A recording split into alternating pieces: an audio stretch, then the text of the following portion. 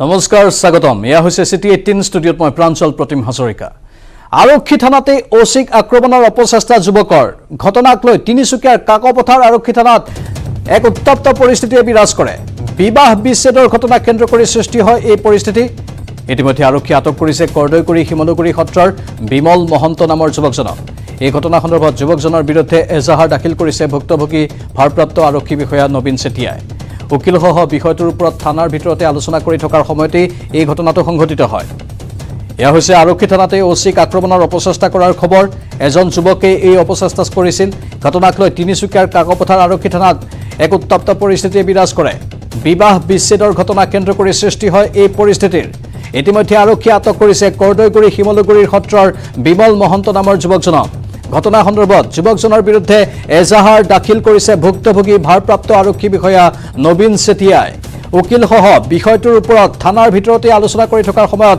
এই আক্ৰমণৰ ঘটনা সংঘটিত কৰিবলৈ চেষ্টা কৰে যুৱকজনে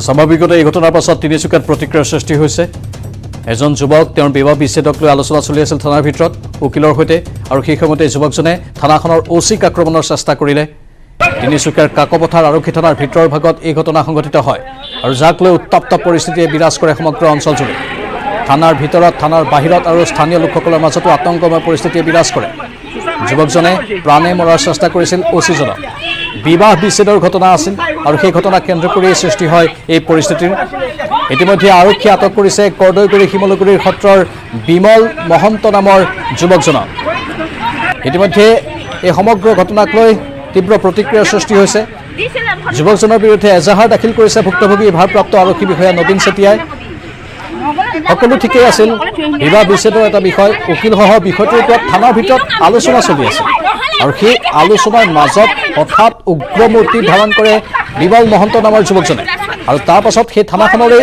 ওচিক প্ৰহাৰ কৰিবলৈ উদ্যত হয় কিন্তু ঘটনাৰ প্ৰকৃত কাৰণ কি ওচিজনে এনে কি কাম কৰিলে যাৰ বাবে যুৱকজনে প্ৰহাৰ কৰিবলৈ উদ্যত হৈছিল তাৰ বাবে আমি সাংবাদিকৰ সৈতে যোগাযোগ কৰিম অধিক তথ্যৰ বাবে কিন্তু এই ঘটনাৰ পাছত তীব্ৰ প্ৰতিক্ৰিয়াৰ সৃষ্টি হৈছে কাকপথাৰ থানাৰ আশে-পাশে থকা সকলো লোকৰ মাজত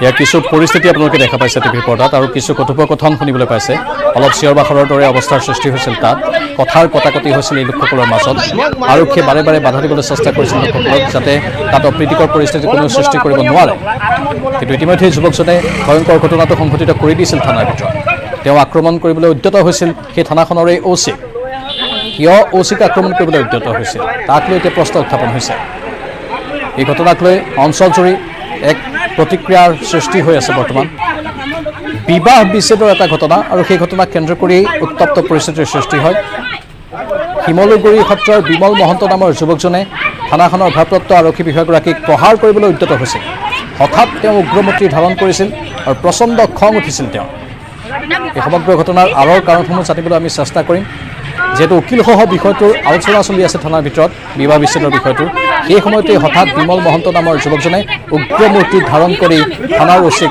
প্ৰহাৰ কৰিবলৈ উদ্যত হৈছিল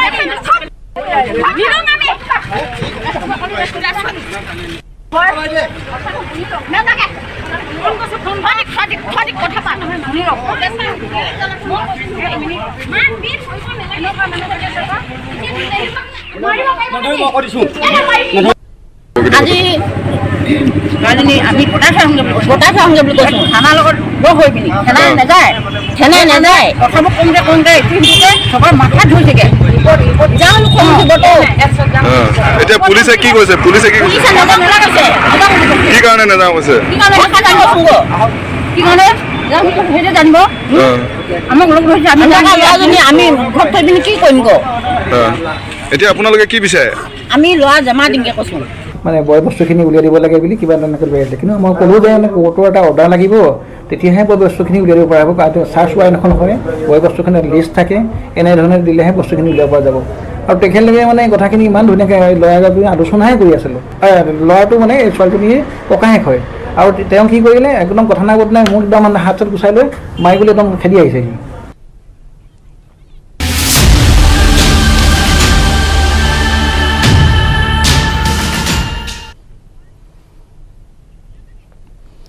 গুজৰাটৰ মৰবী ট্ৰেজেডিয়ে জোকাৰিছে দেশ। ভৰ সহিব নোৱাৰি ছিগি পৰিল মৎস্য নদীত থকা ওলমা দলং। এতিয়ালৈ 134 জনলৈ বৃদ্ধি পাইছে মৃত লোকৰ সংখ্যা।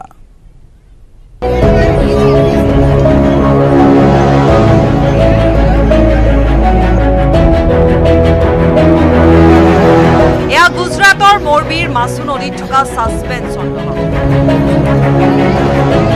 ছট পূজাৰ বাবে দেওবাৰে সন্ধিয়া দলংখনত সমবেত হৈছিল এই লোকসকল। দলংখনে যেন এই লোকসকলৰ ভৰ সহিব পৰা নাছিল। হয়তো এনেদৰে কঁপি আছিল দলংখন।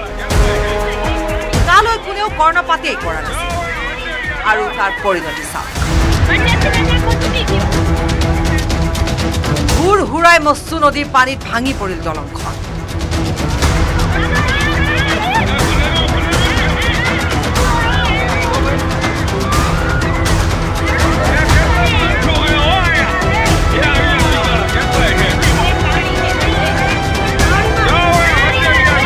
চকুৰ প্ৰচাৰতে হলিল সমাধি ঘটিল শতাধিক লোকৰ।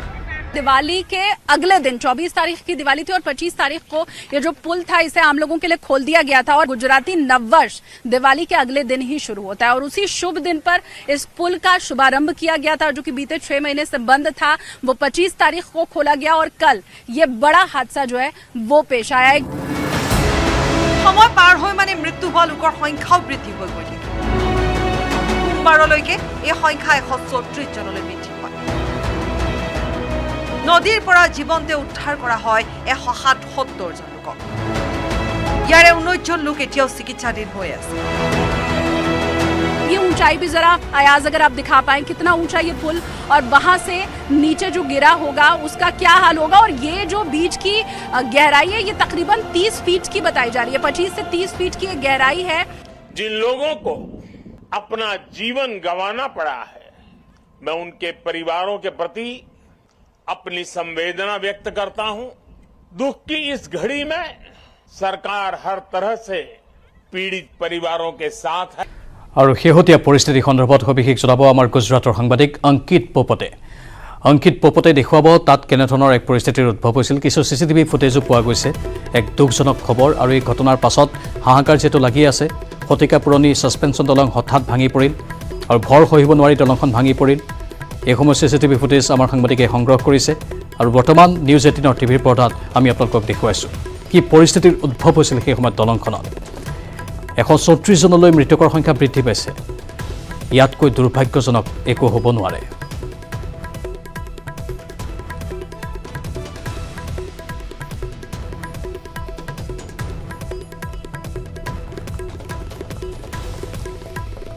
আৰু ইতিমধ্যে দেশৰ প্ৰধানমন্ত্ৰীয়ে সকলো পৰিকল্পনা বা এইকেইদিনৰ কাৰ্যসূচী বাতিল কৰিছে। কাইলৈ প্ৰধানমন্ত্ৰীগৰাকী গৈ মৰবীত উপস্থিত হ'ব আৰু তেওঁ ইতিমধ্যে সমগ্ৰ ঘটনাৰ বাবে দুখ প্ৰকাশ কৰিছে।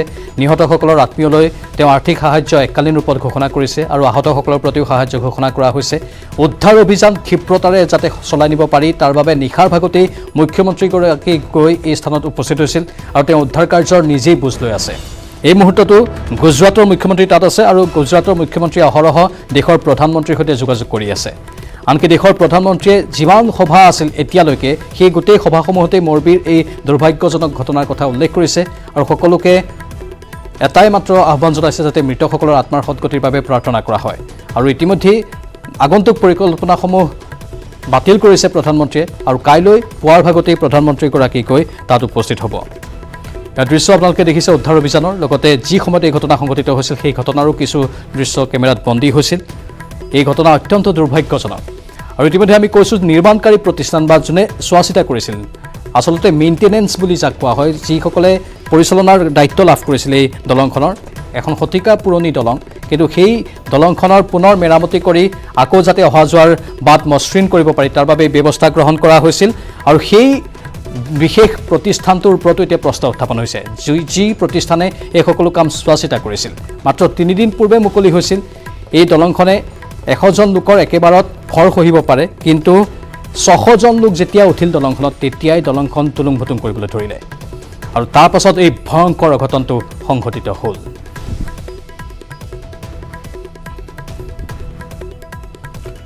এতিয়া বৰ্তমান এক শোকাকুল পৰিৱেশ তাত সমগ্ৰ গুজৰাট আৰু সমগ্ৰ দেশবাসী শোকত ম্ৰিয়মান হৈ পৰিছে 134 জনকৈ লোক মৃত্যুমুখত পৰিছে এই দুৰ্ভাগ্যজনক ঘটনাত এতিয়া সমগ্ৰ দেশবাসীয়ে মৃতসকলৰ আত্মাৰ সদ্গতি কামনা কৰিছে আৰু সমান্তৰালভাৱে উদ্ধাৰ অভিযানত যিসকল উদ্ধাৰ হৈছে যিসকল আহত তেওঁলোকৰ আশু আৰোগ্যৰ কামনা কৰিছে আমাৰ সতীৰ্থ সাংবাদিক গুজৰাটৰ পৰা অংকিত পপত বৰ্তমান ফোন লাইনত আছে Ankit already PM cancels all plans to visit Morbi tomorrow क्या कुछ अपडेट है आपके पास खुद सीएम जाकर वहां सभी चीजें देख रहा है और एक शोक भरा माहौल है क्या कुछ अपडेट है आपके पास फिलहाल जी फिलहाल अपडेट की अगर बात की जाए तो कल प्रधानमंत्री नरेंद्र मोदी मोरबी का दौरा करने वाले हैं शाम के 4 बजे का अभी टेंटेटिव प्लान है जो सामने आया अभी प्रशासन की तरफ से अभी फिलहाल कोई प्लान नहीं लिया गया है परंतु अभी जो सूत्रों के हवाले से जो खबर आ रही है उसके मुताबिक प्रधानमंत्री नरेंद्र मोदी शाम को 4 बजे मोरबी पहुंचेंगे और मोरबी पहुंचने के बाद वो सबसे पहले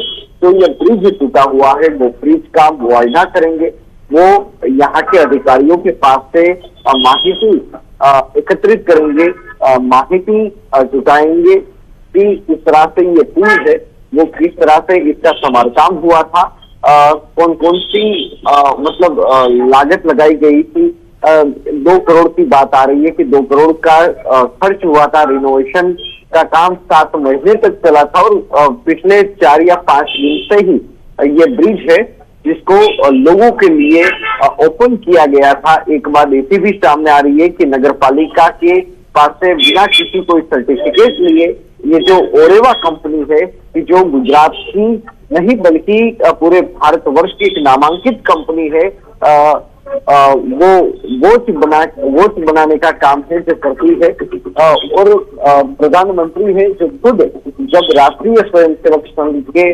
स्वयंसेवक रहा करते थे प्रचारक रहा करते थे उस वक्त भी वो मोरबी आते थे। मोरबी में जो जल होनारत हुआ था 1979 में उस वक्त भी प्रधानमंत्री एक स्वयंसेवक के तौर पर यहाँ पे 1-1.5 महीना यहाँ पे रुके हुए थे और हाल की अभी बात की जाए तो प्रशासन के माध्यम से अभी 133 लोगों के मौत की पुष्टि की गई है। हालांकि ये आंक है अभी भी बढ़ सकता है। बात ऐसी भी सामने आ रही है कि मौत का आंक है वो 145 प्लस हो जाएगा। जी अंकित रेस्क्यू ऑपरेशन जारी है या खत्म हो गया है अभी? जी मैं आपको बता दूं कि ऑपरेशन जारी है मगर इसको हम रेस्क्यू इसलिए नहीं बता पा रहे हैं क्योंकि कल रात 8:30 बजे से लेकर अभी तक केवल एक ही आदमी को जिंदा निकाला गया है और अभी तक जो भी बॉडी निकल रही है पानी में से मड में से निकल रही है वो डेथ बॉडी ही निकल रही है।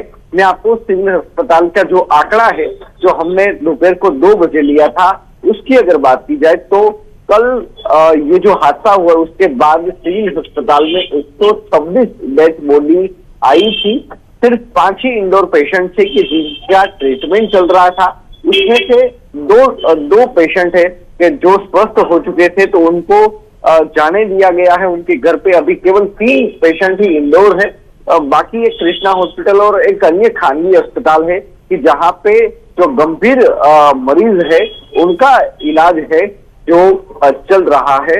और दूसरी तरफ अगर बात की जाए तो एनडीआरएफ की टीम, एसडीआरएफ की टीम, कोस्ट गार्ड की टीम, नेवी की टीम और साथ ही हमारी आर्मी के जो जवान है वो अभी भी मच्छू का जो नदी का किनारा है वहां भी अभी जो लापता लोग हैं 1-2 लोग अभी भी लापता है उनकी तफ्तीश जारी है। जी अंकित हमें जो खबर मिला है उसके दौरान कि इंक्वायरी कमेटी भी बिठाया गया है इंक्वायरी कमेटी का क्या कुछ कहना है इस विषय पर? जी, अभी तक की अगर बात की जाए तो जिस तरह से पुलिस विभाग की ओर से जो माहिती मिली है, हालांकि ये जो पूरी माहिती है वो हमारे सोर्स के माध्यम से हमें मिली है कि 9 लोगों की अटकायत की है, जिनमें से 2 लोगों की गिरफ्तारी शाम के 6 बजे जब रेंज आईजी राजकोट रेंज के जो आईजी है अशोक कुमार यादव, जिनकी प्रेस कॉन्फ्रेंस होने वाली है, प्रेस कॉन्फ्रेंस में वो बताएंगे कि पिछले 12 या 13 घंटे में पुलिस ने किस तरह से कार्रवाई की, जो खास करके जो ये जो ब्रिज का मेंटेनेंस का काम संभालने वाली कंपनी है, साथों साथ ब्रिज का मैनेजमेंट करने वाली कंपनी है, उन सभी के खिलाफ नामजोग नहीं परंतु जिन जिन लोगों की भी संडोवनी, मतलब उनमें से जिनका भी रोल इन्वेस्टिगेशन में बाहर आएगा, उन सभी के खिलाफ मतलब तपास की जाएगी, उनके खिलाफ कार्रवाई भी की जाएगी। अभी तक की अगर बात की जाए तो एफआईआर में जो आईपीसी की धारा जो ऐड की गई है, उनमें आईपीसी की धारा 304, 308 और 114 का समावेश है जो किया गया है। अभी सभी की नजर है जो रेंज आईजी की प्रेस कॉन्फ्रेंस पर है, क्योंकि कल प्रधानमंत्री का यहाँ पर दौरा है। इससे पहले प्रशासन के ऊपर भी एक दबाव बना हुआ है, मीडिया भी लगातार सुबह से एक ही बात कह रहा है, क्योंकि पुलिस ने एफआईआर तो दर्ज कर दी मगर उसने कहीं भी ओरेवा कंपनी का नाम का उल्लेख तक नहीं किया है, सिर्फ और सिर्फ उल्लेख किया है तो मैनेजमेंट करने वाली कंपनी, मेंटेनेंस का काम देखने वाली कंपनी, सिर्फ इन्हीं शब्दों का प्रयोग है जो एफआईआर में किया गया है। जी अंकित, सीएम खुद घटनास्थल पे उपस्थित है, उनका क्या कुछ कहना है सीएम का? जी, मैं आपको बता दूं कि कल रात के 8:15 बजे से हम और मेरी टीम मोरबी में ही है। सीएम है जो रात को 9:30 बजे यहाँ पर आ चुके थे। सीएम भूपेंद्र पटेल के साथ हमारे यहाँ के राज्य के जो गृह मंत्री हर्षंघवी है, उनके साथ आरोग्य मंत्री ऋषिकेश पटेल, उन्हीं के साथ यहाँ के विधायक और कह सकते हैं कि हमारे राज्य के मंत्री ब्रिजेश मिर्जा, राघव जी पटेल समेत नेताओं जो नेतागण है वो यहीं पर है। सीएम का कोई स्टेटमेंट अभी फिलहाल सामने नहीं आया है, परंतु पार्टी की ओर से और सरकार की ओर से हमारे यहाँ के जो गृह मंत्री है हर्षंघवी, वही मीडिया के साथ बातचीत कर रहे हैं और वही जो सारी जो जानकारी है वो दे रहे हैं। उनका एक स्टेटमेंट दोपहर को सामने आया था कि गुजरात में ये पहला ऐसा बनाव होगा कि जहां पर जो घटना घटित होने के 24 घंटे के अंदर जितने भी मृतक है उनके परिवारजनों के खाते में जो सहाय निधि है वो डाली जाएंगी।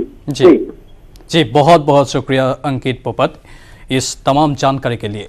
और इतिमध्ये आमार गुजराटर साংবাদিকগৰাকীয়ে এইখিনি শেহতীয়া আপডেট জনালে আৰু যেটো প্ৰতিষ্ঠানৰ কথা উল্লেখ কৰা হৈছে সেই প্ৰতিষ্ঠানটোৰ লৈ বা প্ৰতিষ্ঠানটোৰ বিষয়ে সবিশেষ কোনো ধৰণৰ কথা এতিয়ালৈকে চৰকাৰৰ তৰফৰ পৰা বা প্ৰশাসনৰ তৰফৰ পৰা প্ৰকাশ কৰা হোৱা নাই। তাতেই বিভিন্নজনে সন্দেহ প্ৰকাশ কৰিছে। আগন্তুক দিনত লক্ষণীয় হ'ব যেহেতু কাইলৈ প্ৰধানমন্ত্ৰীগৰাকীও যাব আৰু এখন সংবাদমেলৰো সম্বোধন কৰা হৈছে। সেই সংবাদমেলত প্ৰশাসনৰ তৰফৰ পৰা কি যুক্তি দাঙি ধৰা হয়, কি মন্তব্য প্ৰদান কৰা হয়, সেই সকলো তথ্য আমি ধাৰাবাহিক গতিত আমাৰ সন্মানীয় নিউজ 18 অসম নৰ্থ ইষ্টৰ দৰ্শকসকলক জনাই থাকিম। अपनी चाই আছে চিটি 18। গুজৰাটৰ মোৰবীৰ মচ্চুনুৰ ওপৰৰ সাসপেনশন দলংখন প্ৰায় 150 বছৰ পুৰণি। অৱশ্যে মেৰামতিৰ পিছত কেইদিনমান পূৰ্বে এই দলংখনেৰে যাতায়াত আৰম্ভ হৈছিল। মচ্চু নদীৰ ওপৰত থকা এই সাসপেনশন দলংখন 140 বছৰ পুৰণি। এই দলংখন অন্তৰ্ভুক্ত কৰা হৈছিল ঐতিহ্যপূৰ্ণ দলঙত। শতিকা পুৰণি দলংখনৰ মেৰামতিৰ বাবে 7 মাহ ধৰি যাতায়াত বন্ধ হৈ আছিল। মাথো 3 দিন পূৰ্বে দলংখন যাতায়াতৰ বাবে মুকলি কৰি দিয়া হৈছিল। কিন্তু কোন কোম্পানীয়ে কৰিছিল মেৰামতিৰ কাম? গুজৰাটৰ ওৰেৱা গ্ৰুপে লাভ কৰিছিল দলংখনৰ মেৰামতি আৰু চোৱাচিতা কামৰ ঠিকা। মোৰবী পৌৰসভাই এই কামৰ দায়িত্ব দিছিল ওৰেৱা গ্ৰুপক। Oreva group CFL bulb, wall clock আৰু ই-বাইক নিৰ্মাণ প্ৰতিষ্ঠান হিচাপে পৰিচিত। এই গ্ৰুপটোৱে বিশেষতঃ অজন্তা আৰু অৰ্পেড ব্ৰেণ্ডৰ ৱাল ক্লক প্ৰস্তুত কৰে। এই ওৰেৱা গ্ৰুপৰে ধ্বজাবাহী firm Ajanta manufacturing private limited. Ajanta manufacturing private লিমিটেডে কৰিছিল দলংখনৰ মেৰামতিৰ কাম। অভিযোগ অনুসৰি মেৰামতিৰ পিছত দলংখন মুকলিৰ বাবে ফিটনেছ চাৰ্টিফিকেট পোৱা নাছিল। চাৰ্টিফিকেট নোহোৱাকৈয়ে মুকলি কৰা হৈছিল মোৰবীৰ মৎস্যনৈৰ ওপৰৰ ছাছপেনশ্যন দলংখন। 12 মাহৰ ভিতৰত দলংখন মেৰামতিৰ চুক্তি কৰা হৈছিল, কিন্তু অজন্তাই 5 মাহতে মেৰামতিৰ কাম সম্পূৰ্ণ কৰিছিল। দলংখন চোৱাচিতা, মেৰামতি, টিকট বিক্ৰীৰ বাবে অজন্তা মেনুফেকচাৰিং প্ৰাইভেট লিমিটেডৰ সৈতে 15 বছৰৰ চুক্তি হৈছিল। কিন্তু দেওবাৰে সন্ধিয়া দলংখন ভাঙি পৰাৰ পিছতে অজন্তা মেনুফেকচাৰিং প্ৰাইভেট লিমিটেডৰ মুখপাত্ৰই কৈছিল যে দলংখনৰ মাজভাগত একাংশ লোকে ঝুলি আছিল। কিন্তু আজি ওৰেৱা গ্ৰুপৰ কাৰ্যালয়ত তলা ওলমি আছে।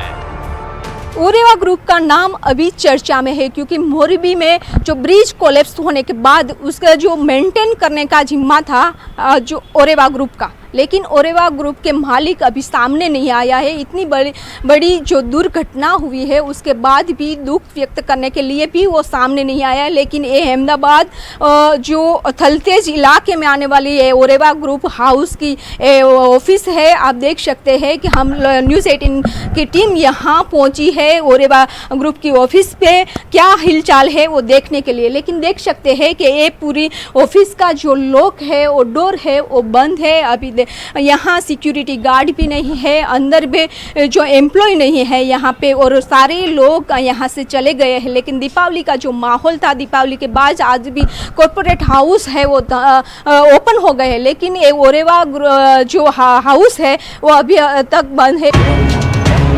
দলংখনে একে সময়তে 100জন মানুহৰ ভৰহে বহন কৰিব পাৰে, কিন্তু দেওবাৰে সন্ধিয়া দলংখনত উঠিছিল প্ৰায় 500 লোক। গুজৰাটত কেইমাহমানৰ পিছতে নিৰ্বাচন অনুষ্ঠিত হ'ব। সেই এই ঘটনাৰ পিছতে সকলো ৰাজনৈতিক দলে বিষয়টো গুৰুত্ব সহকাৰে লৈ নিজ নিজ ধৰণে মন্তব্য আগবঢ়াইছে। ঘটনাৰ পিছতেই ৰাজ্যখনৰ মুখ্যমন্ত্ৰী ভূপেন্দ্ৰ পেটেলে ঘটনাস্থলীত উপস্থিত হৈ নিজেই সকলো কাৰ্য তদাৰক কৰি আছে। প্ৰধানমন্ত্ৰী মোদীয়ে একতাৰ দৌৰ অনুষ্ঠানলৈ গৈও মোৰবীৰ কথাহে কৈছে। मैं एकता नगर में हूं, पर मेरा मन मोरबी के पीड़ितों से जुड़ा हुआ है। हादसे में जिन लोगों को अपना जीवन गंवाना पड़ा है, मैं उनके परिवारों के प्रति अपनी संवेदना व्यक्त करता हूं। दुख की इस घड़ी में सरकार हर तरह से पीड़ित परिवारों के साथ है। गुजरात सरकार पूरी शक्ति से कल शाम से ही राहत और बचाव कार्यों में जुटी हुई है। केंद्र सरकार की तरफ से भी राज्य सरकार को पूरी मदद दी जा रही है। কাইলৈ পৰিস্থিতিৰ বুজ ল'বলৈ মোৰবীলৈ যাব প্ৰধানমন্ত্ৰী নৰেন্দ্ৰ মোদী। ইতিমধ্যে মোৰবীৰ ঘটনাক লৈ ৰাছিয়াৰ ৰাষ্ট্ৰপতি ভ্লাদিমিৰ পুটিনেও দুখ প্ৰকাশ কৰিছে। দুখ প্ৰকাশ কৰিছে নেপালৰ প্ৰধানমন্ত্ৰীও। সেয়া যি নহওক, মোৰবীৰ ছাছপেনশ্যন দলংখনৰ লগত যে বৃহৎ খেলিমেলি হৈ আছে সেয়া ধুৰুত। কিন্তু চৰকাৰে কেনেকৈ এয়া পোহৰলৈ আনে সেয়াহে আচল কথা। News desk report, news 18 Assam north east.